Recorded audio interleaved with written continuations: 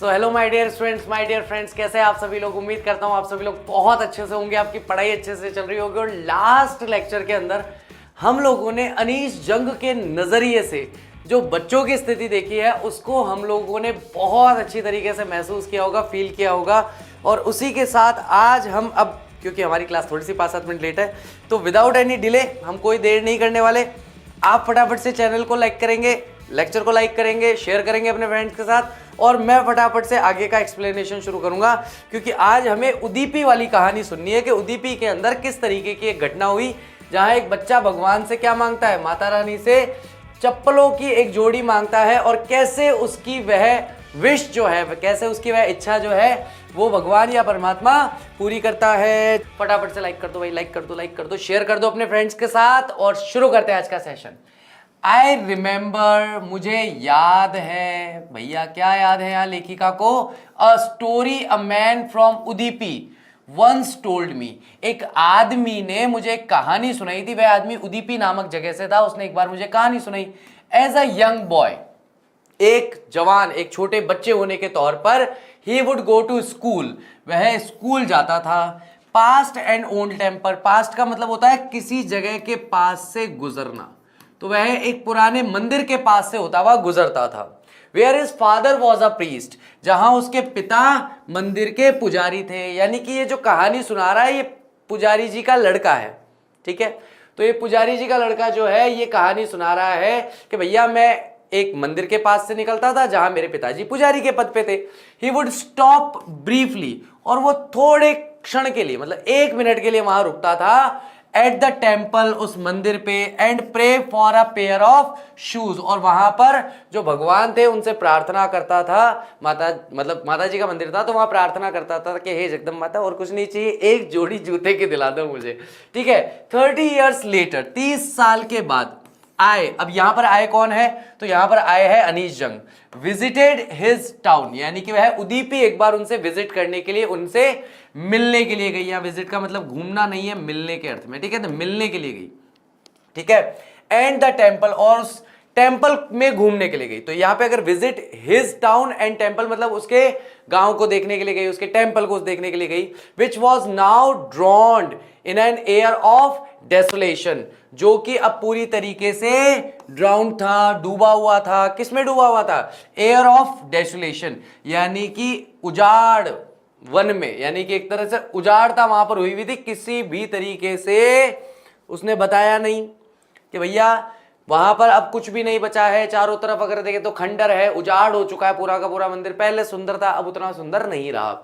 In the backyard, लेकिन उस मंदिर के पीछे की ओर, उस मंदिर के पीछे की तरफ, where lived the new priest, जहां पर नया पुजारी रहता था, there were red and white plastic chairs, वहां पर लाल रंग की और सफेद रंग की, जैसी सैलो वाली कुर्सियां आती है ना, प्लास्टिक चेयर जो है, वैसी कुर्सियां, प्लास्टिक की चेयर्स वहां रखी हुई थी। अ यंग बॉय ड्रेस्ड, और एक युवा बच्चा, एक जवान बच्चा जो है, उसने कपड़े पहन रखे थे, ड्रेस पहन रखी थी। किसमें? अ ग्रे यूनिफॉर्म, यानी कि ग्रे कलर की यूनिफॉर्म पहन रखी थी। यूनिफॉर्म के लिए मेरा फेवरेट वर्ड है वर्दी, ठीक है।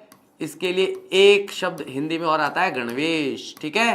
तो उसने कैसा? ग्रे कलर का, जो राख जैसा कलर होता है ना, उसको ग्रे कलर कहते हैं। तो ग्रे कलर की उसने एक यूनिफॉर्म पहन रखी थी, एक वर्दी पहन रखी थी।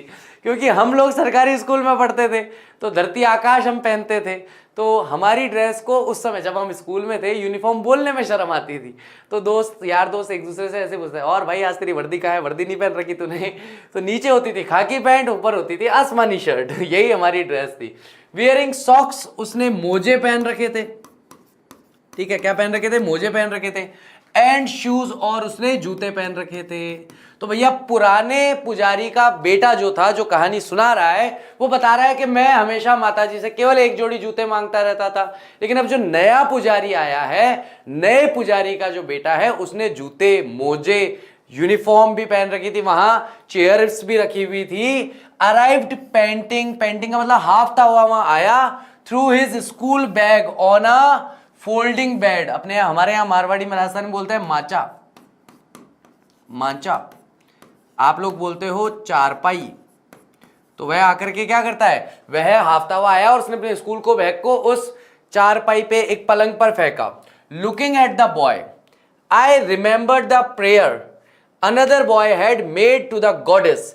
तो जब मैंने उस लड़के को देखा, I remembered looking at the boy, यानी उस लड़के को देखते हुए, आई रिमेंबर्ड मुझे याद आया, the prayer of another boy यानी दूसरा लड़का, यानी कि पहले वाले पुजारी के जो बेटे जी हैं उनकी प्रार्थना का याद आया, में जो प्रार्थना उन्होंने गॉडेस यानी कि देवी से की थी, when he had finally got a pair of shoes.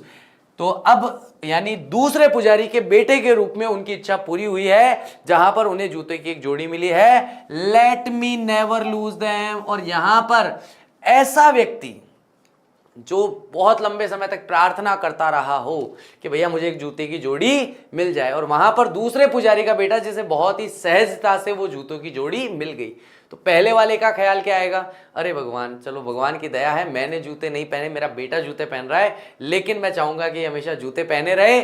और अगर वो खुद को उस बच्चे की तरह कल्पना करता है, उस बच्चे की जगह रख के देखता है, तो उसे लगता है कि मुझे बड़ी मुश्किल से जूतों की जोड़ी मिली है, मुझे इन्हें खोना नहीं है। इसीलिए कहते हैं कि एक पिता अपने अधूरे सपनों को अपने पुत्र के जरिए पूरा करना चाहता है।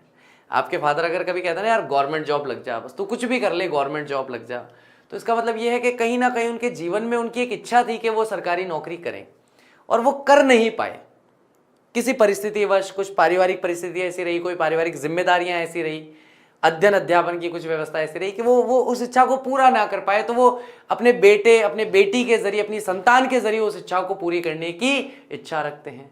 ऐसे ही कई माता पिता कहते हैं बेटा पढ़ ले रे, बेटा पढ़ ले, बेटा पढ़ ले, बेटा पढ़ ले। और बहुत सारे माता पिता तो इतना कहते हैं बस 12वीं पास कर ले, तू कैसे भी कर ले, बस 12वीं पास कर ले। तो आप समझ लीजिएगा कि अगर आपके पिता 12वीं से कम पढ़े लिखे हैं तो उनके मन में वो एक टीस बाकी रही है, या आपकी माता जी आपके पीछे पड़ी रहती है, तो समझ लेना उनके मन की कहीं ना कहीं वो टीस बाकी है कि वो चाहती है थी कि भाई वो पढ़े, लेकिन ठीक है पहले के समय में गांव में या सामाजिक व्यवस्था ऐसी थी, परंपराएं ऐसी थी, जल्दी शादी हो जाती थी, तो उन्हें पढ़ने का मौका नहीं मिला। तो वही माता और पिता जो हैं वो अपने संतति यानी कि अपने पुत्र या पुत्री के माध्यम से अपने उस सपने को पूरा करना चाह रहे हैं। जैसे कि यहाँ पर पुराने पुजारी के बेटे को जूते नहीं मिले, लेकिन नए पुजारी के बेटे को जूते मिले हैं। ठीक है, तो जो चीज़ आपके पिता को अपने जीवन में नहीं मिली, आपके पिता हमेशा इस चीज़ को सुनिश्चित करेंगे कि आपके जीवन में उस चीज़ की कमी ना रहे। और बस यही हम लोग गलत हो जाते हैं कि जो चीज़ वो बड़े मन से हमें देते हैं, हम उसी की कद्र नहीं करते, हम उसी को ऐसे रखते हैं हाँ ठीक है क्या है, कोई बड़ी बात थोड़ी। आपके पिता उम्र भर चाहेंगे कि मैं एक जींस पहन लूँ, बस कभी मैं एक जींस पहनूँ, और शायद उनकी उम्र युवावस्था से वृद्धावस्था की ओर बढ़ रही है और वो कभी जींस नहीं पहन पाए, तो वो बड़े अगर बाजार जाएंगे, उनके पास 200 300 400 रुपये होंगे, तो कोई सी भी एक जींस लेकर के आएंगे और आपको पहनाएंगे, और बड़ा उनका मन प्रसन्न होगा कि मेरे बच्चे ने जींस पहनी। और आप उस जींस को उठा के फेंक देते हो कि यार ये तो फलानी कंपनी की नहीं है, तो ढिमकानी कंपनी की नहीं है, ये तो पूरी की पूरी साबुत है, कहीं से फटी हुई नहीं है, रग्ड जींस नहीं है। तो थोड़ी सी उनको चोट पहुंचती है, पीड़ा पहुंचती है। तो हमेशा इस बारे में विचारशील रहना चाहिए, इस बारे में सोचना चाहिए, इस बारे में सोच समझ के थोड़ा व्यवहार करना चाहिए। The goddess had granted his prayer, यानी कि देवी जो है आखिरकार उन्होंने उनकी उस प्रार्थना को स्वीकार कर लिया। Young boys like the son of the priest now वोर शूज, जवान बच्चे जो हैं बिल्कुल वैसे ही बच्चे जैसे कि उस पुजारी का बेटा था, आजकल जूते पहनते हैं। But many others like rag pickers, लेकिन बहुत सारे दूसरे जो बच्चे हैं जो रैग पिकर्स हैं, कूड़ा कचरा बीनने वाले बच्चे हैं, उनके पास जूते नहीं हैं। ठीक है, कूड़ा करकट में से ये तो अपन बात कर चुके हैं, कूड़ा रैग पिकर्स कौन होते हैं। इन माई नेबरहुड रिमेन्स शूजलेस, और ऐसे रैग पिकर्स जो मेरे नेबरहुड यानी कि जो मेरे पड़ोस में रहते हैं, मेरे पड़ोस में आते हैं कचरा बीनने के लिए, वो अभी भी शूलेस हैं, यानी कि उनके पास अभी भी जूते नहीं है, उनके पास जूते पहनने की स्थिति अभी भी नहीं है। बोलो हाँ कि ना। माई एक्वेंटिस यानी मेरा जो परिचय हुआ है with the barefoot rag pickers leads me to Seemapuri, और ये जो मेरा परिचय हुआ, मेरी जो जान पहचान हुई थी इस नंगे पैर घूमने वाले रैग पिकर्स के समूह से, वो मुझे लीड्स मी मतलब कहां ले गई, मुझे लीड का मतलब क्या है, ले जाना। देखो मैं चैप्टर के अर्थ में बता रहा हूं, वैसे लीड का मतलब होता है नेतृत्व करना। तो वह नेतृत्व करते हुए मुझे कहां ले गए, रास्ता दिखाते हुए मुझे कहां ले गए, सीमापुरी ले गए, जहां पर वो वास्तविकता में रहते हैं। A place on the periphery of Delhi yet miles away. क्या शानदार बात है, बहुत ही प्यारा वाक्य, इसको तो लिख लो भैया, अंडरलाइन कर लो, कुछ भी कर लो, ये मेटाफर है ना। अक्षरों के बहुत पास परंतु ज्ञान से बहुत दूर है। हमारी स्थिति यही है, आपकी मेरी, हम जैसे लोगों की, कि अक्षरों के हम बहुत पास हैं। आपको कोई हिंदी की किताब दे दी जाए कि लीजिए इस कहानी को पढ़िए हिंदी की किताब में, आप उस किताब को पढ़ लेंगे, उस कहानी को पढ़ लेंगे, और आपको कहा जाए इस कहानी को समझाइए, बताइए इस कहानी से आपको क्या समझ में आया। कुछ नहीं सर, अच्छी कहानी है, एक राजा था, एक रानी थी, एक था राजा, एक थी रानी, दोनों मर गए, खत्म कहानी, सिंपल सी बात।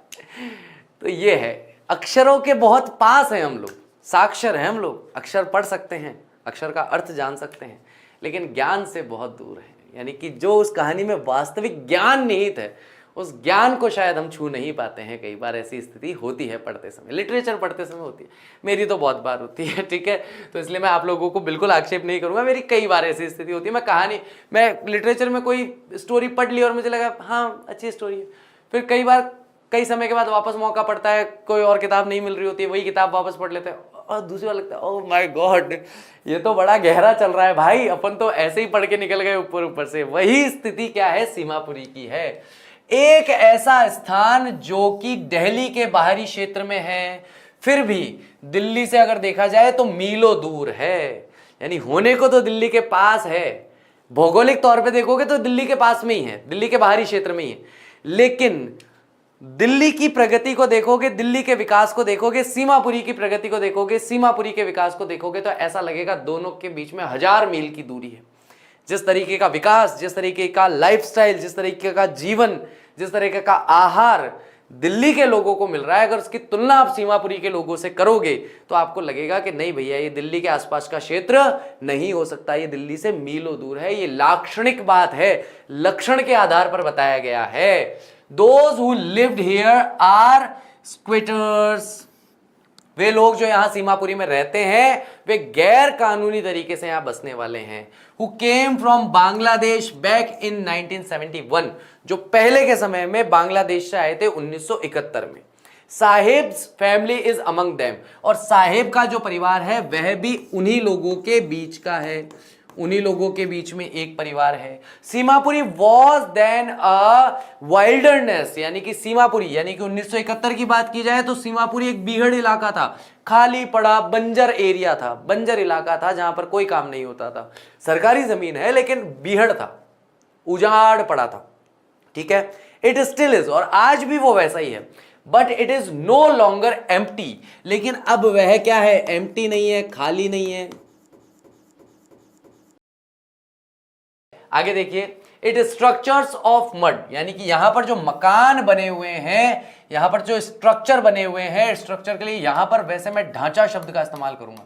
यहां जो ढांचे बने हुए हैं मड यानी कि मिट्टी के, रूफ्स ऑफ टिन, टिन के, है ना, ये देखो ये होती है तारपुलिन कहते हैं इसको। तो यहां पर टिन जो होता है वो लोहे का होता है, आयरन स्टील का होता है, तो स्टील की छतें बनी हुई है। एंड टारपुलिन और तिरपाल, ये देखो ये जो ऐसे है ना, ये नीले रंग का दिख रहा है, इसको तिरपाल कहेंगे, ये तिरपाल होता है, ठीक है। डिवॉइड ऑफ सीवेज, यानी कि डिवॉइड ऑफ का मतलब है किसी चीज से हीन होना, किस चीज की यहां पर कमी है, सीवेज की कमी है, ड्रेनेज की कमी है। सीवेज या ड्रेनेज किसे कहा जाता है, गंदे जल के निकलने की व्यवस्था। आप किसी एरिया में रह रहे हैं, कोई बर्तन मांज रहा है, कोई नहा रहा है, कोई क्या कर रहा है, कोई क्या कर रहा है, तो उन सबका घर का जो गंदा पानी है वो तो आएगा ना बाहर, लेकिन उस पानी को उस इलाके से बाहर निकालने के लिए नालियों की व्यवस्था नहीं है, ड्रेनेज की व्यवस्था नहीं है, ऑफ रनिंग वाटर, वहां बहते हुए पानी को निकालने के लिए। लिव 10,000 रैक पिकर्स, और वहां 10,000 रैक पिकर्स आपको दिखाई देते हैं। They have lived here for more than 30 years, वो यहां पर 30 साल से ज्यादा समय से रह रहे हैं। विदाउट एन आइडेंटिटी, बिना किसी पहचान के, विदाउट परमिट्स, बिना अनुमति पत्र के, बट विथ राशन कार्ड। कितनी प्यारी बात है, उनके पास ना आइडेंटिटी कार्ड है, ना उनके पास वहां रहने का परमिट है, लेकिन उनके पास राशन कार्ड है। That get their names on voters list, जिसकी वजह से उनका नाम वोट देने वालों की लिस्ट में आ गया है। And enable them to buy grain, और उन्हें इस योग्य बना देता है, इस लायक बना देता है कि वे ग्रेन खरीद सकें, धान ले सकें, जो सरकारी दुकानों पर मिलता है ना, वो वाला अनाज वो लोग खरीद के कम से कम भरण पोषण कर सके। इस बारे में बहुत अच्छी बात आएगी। Food is more important for survival than any identity. अगर हम एक पहचान की और खाने की तुलना करें, मुझे बताइए जीवित रहने के लिए क्या चाहिए? पहचान चाहिए कि खाना चाहिए? दोनों में से क्या महत्वपूर्ण है? एक ऐसा व्यक्ति जो विस्थापित है, यानी कि जो अपने देश को छोड़ करके यहाँ आया है, यहाँ रह रहा है, आपके यहाँ पर उसने शरण ली है, उसके लिए आपकी देश में पहचान होना जरूरी है, या उसको 2 वक्त का खाना कम कीमत पर मिल जाए, और इतनी इस कीमत पे मिल जाए कि वो 4 लोग या 5 लोग अगर खाना खा रहे हैं तो कम से कम उनको इतनी चिंता ना रहे कि भाई आज रात को हमें भूखे पेट सोना पड़ेगा। कचरा बीन करके इतना मीगर, इतना कहते ना बहुत ना के बराबर जो पैसा मिलता है, उससे कम से कम 2 वक्त की रोटी, ज़्यादा कुछ नहीं। रहने के लिए कोई आलीशान मकान नहीं चाहिए, कोई बड़ी बड़ी टीवी वगैरह नहीं चाहिए, हाँ कुछ नहीं चाहिए, लेकिन कम से कम 2 वक्त की रोटी। इंसान इतना विवश ना हो कि उसको 2 वक्त की रोटी तक नसीब ना हो। तो वही चीज़ यहाँ पर बताई जा रही है, वही चीज़ यहाँ पर कही जा रही है कि एक व्यक्ति को सर्वाइवल के लिए, यानी जीवित रहने के लिए क्या आवश्यक है। तो यहाँ पर लेखिका 2 चीज़ों की तुलना कर रही है कि उनको क्या ज़रूरी है, खाना ज़रूरी है या पहचान ज़रूरी है। तो आप क्या कहना चाहेंगे, मुझे बताइएगा कि क्या चीज़ ज़्यादा ज़रूरी है। If at the end of the day, अगर दिन समाप्त होने पर we can feed our families and go to bed without an aching stomach, we would rather live here, है ना। यहां पर 2 वर्ड हैं, मिक्स हो गए हैं। पहला वर्ड है लिव और दूसरा है here. Then in the fields that gave us no grain, says a group of women in tattered sarees. When I asked them why they left their beautiful land of green fields and rivers. छोटा सा वाक्य है, समझ लेते हैं। तो भैया यहां पर हमारी लेखिका कहती हैं कि जब मैंने, यहां से देखते हैं, when I asked them, जब मैंने उनसे पूछा why they left their beautiful land of green fields, उन्होंने अपने इतने सुंदर, इतने प्यारे खेतों वाले जमीन को, है ऐसा लैंड, ऐसी भूमि जहां पर हरे खेत हैं और नदियां हैं, इतनी सुंदर भूमि को, इतनी सुंदर जगह को उन्होंने क्यों छोड़ दिया। जब लेखिका ने उनसे पूछा, और किन से पूछा, तो अ ग्रुप ऑफ विमेन, महिलाओं के एक समूह से पूछा।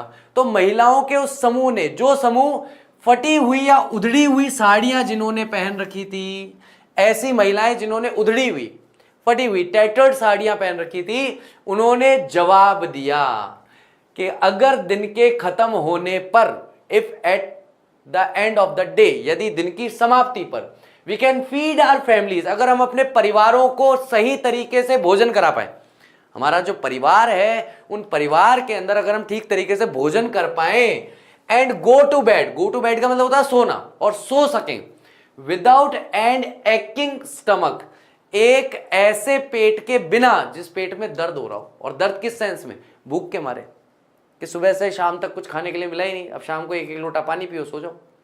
अब सो जाओ तो ठीक है, 10-15-20 मिनट, आधा घंटा, 1 घंटा सो सकते हो आप, लेट सकते हो अपने मन को मार करके, लेकिन पेट थोड़ी मर जाएगा भाई। पेट तो दर्द करेगा ना कि भाई मुझे तो भोजन चाहिए।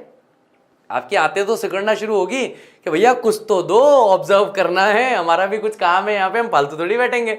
तो यहाँ पर पेट में दर्द के बिना अगर रात को हम सोने जाएं, we would rather live here, तो अगर तुलना की जाए तो हम यहां रहना पसंद करेंगे बजाय उन खेतों के that give us know grain, उन खेतों के स्थान पर जो खेत हमें बिल्कुल धान नहीं देते, बिल्कुल भी अनाज नहीं देते। तो ऐसे खेतों में हम रहना पसंद नहीं करेंगे जहां बिल्कुल अनाज नहीं होता, बल्कि यहां रहना पसंद करेंगे जहां पर कम से कम हम रात को भूखे पेट तो नहीं सोते, हमारा पेट दर्द तो नहीं करता सोते वक्त। अगला आता है whenever they find food, wherever they find food, जहां कहीं भी उन्हें खाना मिलता है, they pitch their tents that become their transit homes, तो जहां कहीं उन्हें भोजन मिलता है वहीं जाकर वो अपने जो अस्थायी मकान हैं उन अस्थायी मकानों का निर्माण कर लेते हैं। कहते हैं ना कि हम यहीं पर टेंट गाड़ लेते हैं, यहीं पर टेंट लगा लेते हैं जहां भोजन मिले। बड़ी विचित्र स्थिति एक जगह देखी थी मैंने, कहीं जा रहा था, ट्रैवल कर रहा था, ट्रैवल के दौरान मैंने देखा एक जगह बहुत बड़ी इमारत का निर्माण हो रहा है, और उस बहुत बड़ी इमारत से मात्र मान लीजिए 50-100 कदम की दूरी पर वही ट्रांजिस्ट होम, ऐसे ही जो अभी अपन ने यहाँ देखे थे ऐसे मकान बने हुए थे, है ना। वो उन मजदूरों के थे जो लोग वहां पर मजदूरी का काम करते हैं। तो इन लोगों का जीवन ऐसा होता है कि जहां काम होता है वहीं पर टेंट उखाड़ा, वहां चले गए, अपने बीवी बच्चों को, परिवार को, सबको ले गए। और बच्चे जो हैं वो 10-12 साल के, 13 साल के होते ही, 12-13 साल के बच्चे जो इस आयु के बच्चे होते हैं, ईंटें पकड़ाना शुरू कर देते हैं, मसाला मिक्स करना शुरू कर देते हैं, बजरी उठाना शुरू कर देते हैं। कहीं ना कहीं वो अपने पेरेंट्स का थोड़ा सहयोग करना शुरू कर देते हैं। ऐसे बच्चे जिन्हें स्कूल में होना चाहिए, लेकिन माता पिता का कोई अगर स्थायी ठिकाना ही नहीं है तो स्कूल कैसे जाएंगे। ट्रांजिस्ट होम में रह रहे हैं भाई, 6 महीने यहाँ काम चला तो 6 महीने यहाँ रह लिए। फिर ठेकेदार से पूछा, हाथ जोड़े, पैर पकड़े के, साहब हमारे को 600 की जगह रोज के 400 रुपये दे देना, 300 ही दे देना, और कहीं जगह काम चल रहा हो तो हमें ले चलो आपके साथ, क्योंकि 300 रुपये में से 100-150 रुपये का, 200 रुपये का खा पी भी लेंगे तो कुछ तो जेब में हम बचाएंगे, ताकि मुसीबत के समय में कुछ काम हम कर सके। तो वही स्थिति यहाँ पर वो बता रहे हैं कि भैया हमारा कोई निश्चित ठिकाना नहीं है। जिस जगह हमें खाना मिल जाए, जिस जगह 2 वक्त की रोटी मिल जाए, वहीं जाकर के हम अपने टेंट को, अपने तंबू को गाड़ देते हैं और वहीं जाकर के हम बच जाते हैं। जो बच्चे कह रहे हैं थक गए हैं सर, छोड़ दीजिए सर, ये वो इस चैप्टर को चैप्टर की तरह देख रहे हैं, इसलिए उनको थकान हो रही है। अगर आप इस चैप्टर को एक एक्सपीरियंस की तरह सुनोगे, एक एक्सपीरियंस की तरह फील करोगे, तो आपको थकान नहीं होगी, बल्कि थकान या शारीरिक या मानसिक थकान की तरफ जो आपका दिमाग जा रहा है, बल्कि ये चैप्टर आपको रिलैक्स करेगा। लेकिन बस ये है कि इसे अपने कोर्स या सिलेबस के एक चैप्टर की तरह, एक पार्ट की तरह जिसमें से प्रश्न पूछे जाने हैं, उसको देखना बंद करना होगा। मैं कई बार बच्चों से कहता हूँ कि मैं आपको एक कॉमेडी मूवी दिखाऊंगा तो क्या आपको हंसी आएगी? तो बच्चे कहते हैं हाँ सर, अगर अच्छी मूवी होगी, कॉमेडी में अच्छी मूवी होगी तो हंसी आएगी। मैं कहा आप एंजॉय करोगे उस मूवी को? बोले बिल्कुल एंजॉय करेंगे, क्यों नहीं करेंगे। लेकिन अगर मैं ये कह दूं कि इस मूवी के खत्म होते ही इस मूवी से संबंधित मैं आपसे 500 बहुवैकल्पिक प्रश्न पूछूंगा, 500 MCQ पूछूंगा, अब मुझे वो मूवी एंजॉय करके बता दो। सारे बच्चे पेन और कॉपी लेके रहे, अरे ये लिखना है, अरे कहाँ से बस कूदी, अरे इसका नाम क्या था, अरे कौन सी जगह वो घूमने गए थे। आप एंजॉय नहीं कर पाओगे। लिटरेचर क्वेश्चन आंसर बनाने के लिए, क्वेश्चंस का आंसर देने के लिए कभी भी लिटरेचर की रचना नहीं की गई। उसकी रचना की गई कि व्यक्ति उसे पढ़े, उससे आनंदित हो, उससे कुछ सीख ले, है ना।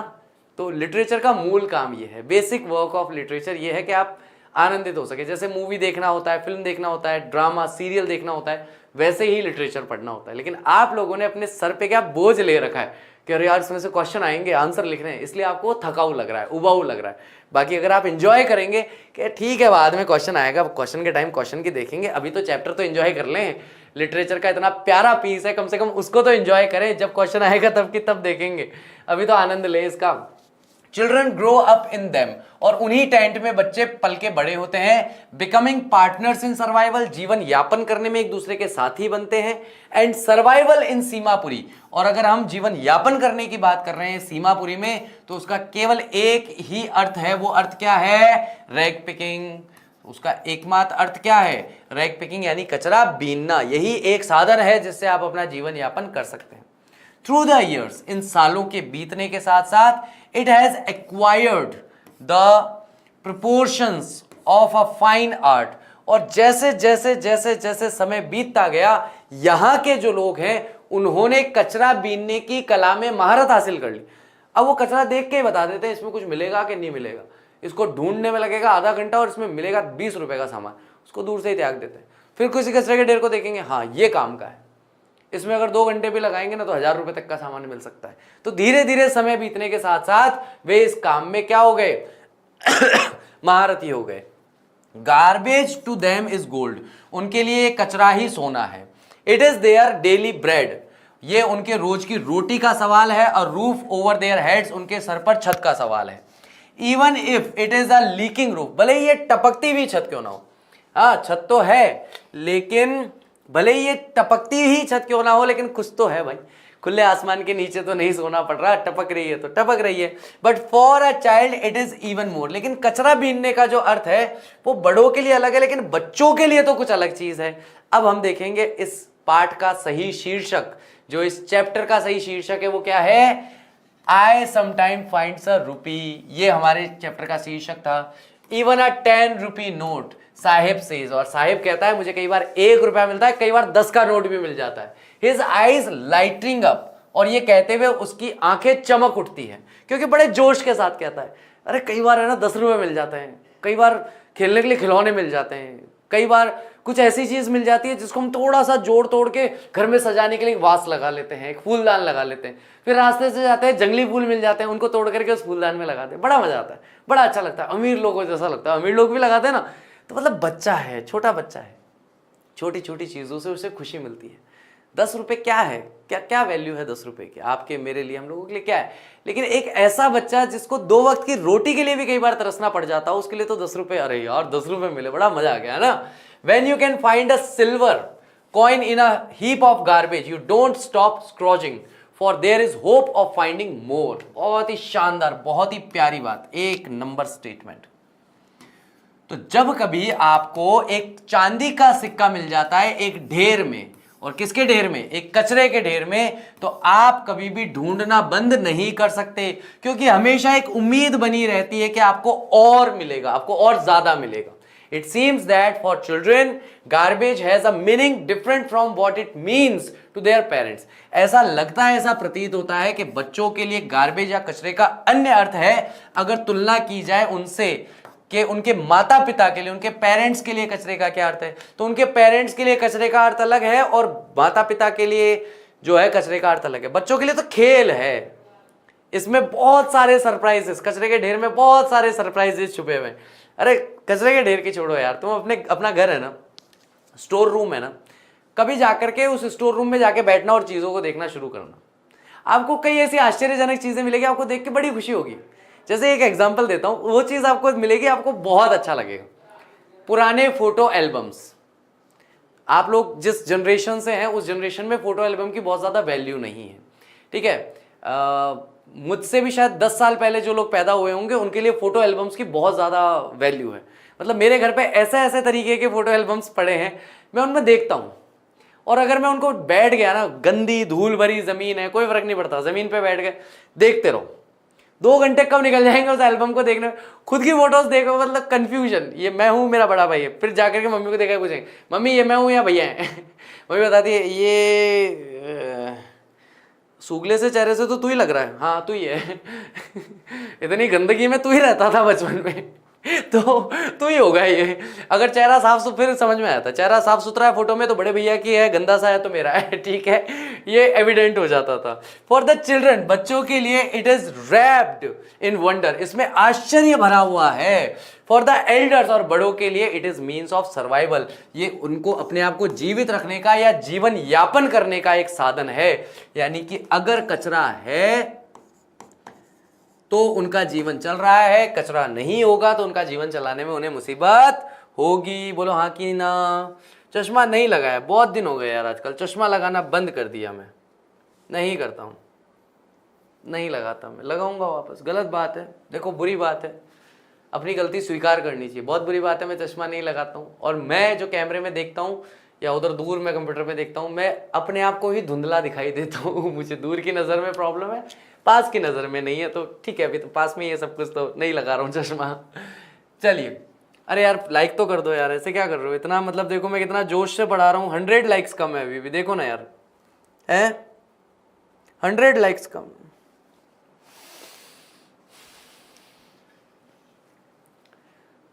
पता है एक लाइन बोलने में कितना जोर आता है, कई बार सांस ही बढ़ जाती है, तुम लोग लाइक ही नहीं करते यार। छोड़ो यार, अब मैं नहीं बोलूंगा बार बार, मुझे भी अपमानित महसूस होता है, कितनी बार बोलूँ लाइक करने के लिए, एक क्लास में एक बार बोल देते हैं, बहुत नहीं होता क्या। वन विंटर मॉर्निंग, एक बार सर्दियों की सुबह, I see sahib standing by the fenced gate of a neighbourhood club. तो एक सर्दी की सुबह मैंने साहिब को देखा जो एक बाड़ाबंदी मतलब आपने देखा होगा ना कि खेत के चारों तरफ तार लगा दिए जाते हैं, ठीक है, ऐसे खंबे गाड़ करके तार लगा दिए जाते हैं, ऐसे तार लग जाते हैं, कई बार वो क्रॉस वाले होते हैं, कई बार ऐसे वाले तार होते हैं, आपने ऐसे वाले देखे होंगे जिसमें ऐसे कांटे लगे हुए होते हैं। तो बाड़ाबंदी जिसको बोलते हैं, तार लगाए जाते हैं गेट पे जो नेबरहुड क्लब में, यानी हमारे पड़ोस के ही क्लब में। Watching 2 young man dressed in white, तो वहां पर साहिब खड़ा होकर के 2 लोगों को देख रहा था जिन्होंने सफेद कपड़े पहन रखे थे, और क्या देख रहा था कि वे दोनों बच्चे टेनिस खेल रहे थे। तभी वह हम्स गुनगुनाते हुए धीमी आवाज में कहता है, आई लाइक द गेम, मुझे खेल पसंद है। किसकी बात कर रहा है वो? लॉन टेनिस की बात कर रहा है। Content to watch it standing behind the fence, और उस जाली के बाहर खड़ा होकर के ही जब वह उसे देख रहा है तब भी वह कंटेंट महसूस कर रहा है, वह अच्छा लिखा हुआ है संतुष्ट महसूस कर रहा है। I go inside when no one is around, मैं अंदर जाता हूं जब कोई आसपास नहीं होता। ही एडमिट्स, वह स्वीकार करते हुए कहता है। द गेट कीपर लेट्स नहीं होना चाहिए, let me use the swing, और जो गेट कीपर है वो मुझे झूला इस्तेमाल करने देता है। बोलो हाँ कि ना। तो वह झूला इस्तेमाल मुझे करने देता है कि चल ठीक गरीब बच्चा जा यार खेल ले, झूला झूल ले, थोड़ी देर एंजॉय कर ले। Sahib two is wearing tennis shoes, और साहिब ने भी टेनिस वाले जूते पहन रखे थे। That look strange over his discoloured shirt and shorts, और उसने शर्ट पहन रखी थी ऊपर जिसका पूरा रंग उड़ा हुआ है, शॉर्ट्स पहन रखे हैं, नीचे क्या बोलते हैं चड्डा पहन रखा है, शॉर्ट्स पहन रखे हैं, निक्कर पहन रखी है, उसका भी कलर उड़ा हुआ है। उस पर वो जो व्हाइट कलर के जो जूते हैं जो टेनिस प्लेयर्स खेलते हैं वो बहुत ही अजीब लग रहे हैं। और वह एक्सप्लेन करते हुए कहता है someone gave them to me, he says in a manner of an explanation, व्याख्या या विवरण देने वाले तरीके से कहता है कि भैया आप ऐसा मत सोचना मैंने किसी को उठा लिया, मुझे किसी ने ये जूते दिए हैं। The fact that they are discarded shoes of some rich boy, वास्तविकता ये थी कि वे त्यागे हुए छोड़े हुए जूते थे किसी अमीर लड़के के। Who perhaps refused to wear them, जिसने शायद तक मना कर दिया था उनसे पहनने के लिए। Because of a hole in one of them does not bother him, क्योंकि उन दोनों जूतों में से एक जूते के नीचे छेद हो गया था। बड़ा प्यारा एक्सपीरियंस, एक नंबर एक्सपीरियंस मुझे नहीं पता आप लोगों में से कितनों ने किया है कितनों ने नहीं किया, लेकिन मैं पर्सनली मुझे ऐसा लगता है हर व्यक्ति को अपने जीवन में एक बार ये अनुभव लेना चाहिए। स्कूल के जूते चल रहे हैं घिस रहे चल रहे हैं घिस रहे चल रहे हैं घिस रहे चल रहे हैं घिस रहे घिसते घिसते आगे वाला जो साइड है वहां पर नीचे खास करके अंगूठे के आसपास या तलवा जो होता है उसके आसपास एक छेद हो गया। अपन लड़के हैं, लड़के वैसे भी ज्यादा कहाँ उस चीज की परवाह करते, गर्ल्स भी नहीं करती होंगी आई होप सो। चल रहे हैं मस्ती मार रहे हैं दोस्तों के साथ, स्कूल से घर आ रहे हैं, अचानक से उसमें एक कंकड़ घुसता है छोटा सा उस छेद में से जूते के अंदर, और गलती से जिस समय वो घुसा उस समय आप दौड़ रहे हो, तो दौड़ने में 2 या 3 कदम जो दौड़ते हो वो तो आप दोनों कदमों पर दौड़ते हो, उसके बाद के जो 3 कदम है वो एक कदम पे दौड़े जाते हैं क्योंकि कंकड़ घुस गया। ऐसा चुभता है भाई, शानदार, सारी की सारी इंद्रियां तन जाती है सारी की सारी, मतलब ऐसे सेंसेस ही हो जाती है एक सेकंड के लिए, हे भगवान बचा लो। जिस पैर में कंकड़ घुसा है वो पैर तो हवा में हो जाता है, दूसरे पैर पर लंगड़ी टांग घुसाते हुए दौड़ते हैं फिर कि ना भैया अब ना दौड़ा जाएगा ऐसे। तो यही एक होल हो गया उनमें से एक में, डज नॉट बॉदर हिम, लेकिन उससे साहेब को कोई परेशानी नहीं होती है। For one who has walked barefoot even shoes with a hole is a dream come true, ऐसा व्यक्ति जो अपने पूरे जीवन नंगे पैर चला हो उसके लिए ऐसे जूते मिल जाना जिसमें से एक जूते में छेद हो, ये उसके लिए ऐसा है जैसे अ ड्रीम कम ट्रू, जैसे उसका सपना सच हो गया हो। But the game he is watching so intently, लेकिन वह खेल टेनिस जो वह इतना ध्यान से देख रहा है is out of his reach, वह उसकी पहुंच से बाहर है। वह कितना भी प्रयास कर ले लेकिन वह कभी भी उस खेल का हिस्सा नहीं बन सकता। दिस मॉर्निंग, इस सुबह, Sahib is on his way to the milk booth, है ना, हम अपने आप बोलचाल की भाषा में क्या बोलते हैं, डेयरी बोलते हैं। तो साहिब जो है वह कहां जा रहा है, अपने रास्ते पर है और वो मिल्क बूथ डेयरी पर जा रहा है। In his hand is a steel canister, और उसके हाथ में एक स्टील का कनिस्टर है, ऐसा कनिस्टर होता है, ठीक है। I now walk in a tea stall, और वह कहता है कि अब मैं एक चाय की दुकान पर काम करता हूं। डाउन द रोड, जो सड़क के नीचे है, ऐसे उंगली दिखाते हुए उधर सड़क के नीचे वो चाय की दुकान है ना, मैं वहां काम करता हूं। ही सेज, वह कहता है, पॉइंटिंग इन द डिस्टेंस, बहुत दूर इशारा करते हुए। आई एम पेड, मुझे पैसा मिलता है 800 रुपए पूरे महीने का, ऑल माई मील्स, और मेरे दिन भर में जितना खाना पीना है वो सब सेठ जी देते हैं, 800 रुपए तनख्वाह देते हैं। Does he like the job, और ऑथर उससे पूछते क्या उसे उसकी नौकरी पसंद है। आई आस्क्ड, मैंने पूछा। हिज फेस, उसका चेहरा, I see, has lost the carefree look, मैंने देखा कि उसका चेहरा जो है उसने अपने बेपरवाह केयरलेस लुक को खो दिया, मतलब उसका केयरलेस लुक नहीं रहा। जो हमेशा बेपरवाह मस्त रहता था वो अब उसके चेहरे पर वो भाव दिखाई नहीं दे रहा था। क्यों नहीं दिखाई दे रहा था? The steel canister seems heavier than the plastic bag he would carry so lightly over his shoulder. तो स्टील का जो कनिस्टर है, छोटा सा स्टील का कनिस्टर है, क्या है, 2 किलो 4 किलो 5 किलो दूध, तो 5 किलो दूध का जो केतली है वो उसे बहुत ज्यादा भारी लग रही है, बजाय उसके अगर उसकी तुलना की जाए प्लास्टिक बैग, जो प्लास्टिक का थैला जिसमें वो 10, 15, 20 किलो तक उठाकर लेके जाता होगा, उससे भी ज्यादा भारी लग रही है, जिसे वो अपने कंधे पर बहुत हल्का समझ के उठा लेता था। द बैग वॉज हिज, क्योंकि वह बैग उसका खुद का था। द कनिस्टर, और ये जो कनिस्टर है, belongs to the man who owns the tea stall. तो वह कनिस्टर जो है वह उस व्यक्ति का है जो उस टी स्टॉल का मालिक है। Sahib is no longer his own master, साहिब अब अपना खुद का मालिक या खुद का मास्टर नहीं रहा था, अब उसका मास्टर, उसका मालिक चाय की दुकान वाला है। और इस तरह से एक बच्चा कचरा बीनते हुए एक चाय की दुकान पर पहुंचता है। आप समझ ही सकते हैं अब इसका आगे इसका भविष्य क्या हो सकता है, भविष्य में ये क्या कुछ कर सकता है। तो वंचना वंचना का कारण बनती है। अगर आप किसी चीज से वंचित हैं, खास करके शिक्षा से अगर आप वंचित हैं, तो बहुत सारी चीज़ों में आपको वंचित रहना पड़ेगा, है ना। तो ये हमारा चैप्टर है और मुझे लगता है आप लोगों ने अच्छी तरीके से समझा होगा, फील किया होगा इस चैप्टर को। बाकी बड़ा ज़बरदस्त चैप्टर है, मतलब मैंने मेरी लाइफ में बहुत सारे लिटरेचर पीसेस पढ़े हैं, लेकिन अनीश जंग कहीं कहते हैं ना डीप डाउन जाकर के हार्ट में उस जगह को जाकर टच कर देती है जिस जगह को हम लोग ज़्यादातर समय नज़रअंदाज करते रहते हैं, या जिन चीज़ों पर, जिन विचारों पर ध्यान नहीं देते। अनीश जंग आपके जीवन की वही तथ्य, वही बिंदु, वही भावनाएं आपके सामने लाके रख देती हैं कि ना बेटा कब तक भागते रहोगे, कभी तो इसका सामना करना ही पड़ेगा। हम अपने स्वार्थ में इतने अंधे हुए पड़े ना। एक मेरी उम्र का व्यक्ति जो है पैसा कमाने में अंधा हो रहा है, आपकी उम्र का व्यक्ति जो है मार्क्स लाने में अंधा हो रहा है, लगे हुए हैं सब अंधी दौड़ के अंदर, लेकिन इन चीज़ों की तरफ ध्यान नहीं जा रहा। 12th क्लास का धन्यवाद दीजिए कि 12th क्लास की इंग्लिश जो है उसमें आपको ऐसे बहुत सारे चैप्टर पढ़ने को मिलेंगे जहां मानवीय अनछुए पहलू जो हैं, अनटच्ड पॉइंट जो हैं हमारे इमोशंस के, वो आपको देखने को मिलेंगे और आपको पता चलेगा कि जीवन में केवल और केवल एक अंधी दौड़ ही नहीं है, वास्तविकता में ठहराव में भी एक अच्छा आनंद है, भागते रहने में ही आनंद नहीं है। उम्मीद करता हूँ आज का लेक्चर अच्छी तरीके से समझ में आया होगा, आपने अच्छे से एंजॉय किया होगा। कल मैं फिर से आप लोगों के लिए स्टोरी स्टाइल में लेके आऊंगा सेकंड स्टोरी मुकेश की, जहां वो एक मोटर मैकेनिक बनना चाहता है, एक चूड़ियां बनाने वाले परिवार से बिलोंग करता है, एक ऐसे परिवार से संबंध रखता है जहां पर चूड़ियां ही बनाई जाती है, ऐसे क्षेत्र से संबंध रखता है फिरोजाबाद से जहां पर भारत की सबसे बड़ी, हाँ आप कह सकते हैं ग्लास ब्लोइंग इंडस्ट्री है, जहां पर कांच को पिघलाकर चूड़ियां बनाई जाती है, उस एरिया में रहता है। और सब लोग ये मानते हैं हमारे भाग्य में, हमारी किस्मत में यही है कि हम चूड़ियां बनाएं और इस कुचक्र में आजीवन फंसे रहें। और उस समय में एक बच्चा निकल के अनीश जंग के सामने आता है और वो कहता है मैं मोटर मैकेनिक बनूंगा, मैं गाड़ियां चलाऊंगा, मैं गाड़ियां सुधारूंगा। तो कल्पना कर सकते हैं कि कैसे बैकग्राउंड से आएगा और किस तरीके का विचार कर रहा है, और अनीश जंग जो है उससे बात करेगी और इन दोनों की जो कम्युनिकेशन है वो कितनी इंटेंस होने वाली है, कितनी गंभीर होने वाली है, दोनों तरफ से आपको भावनाओं का पता चलेगा। उम्मीद करता हूँ आज का लेक्चर अच्छे से एंजॉय किया होगा। Thank you very much. I will see you tomorrow. Till that take care of yourself. Bye bye. I will see you soon. Bye.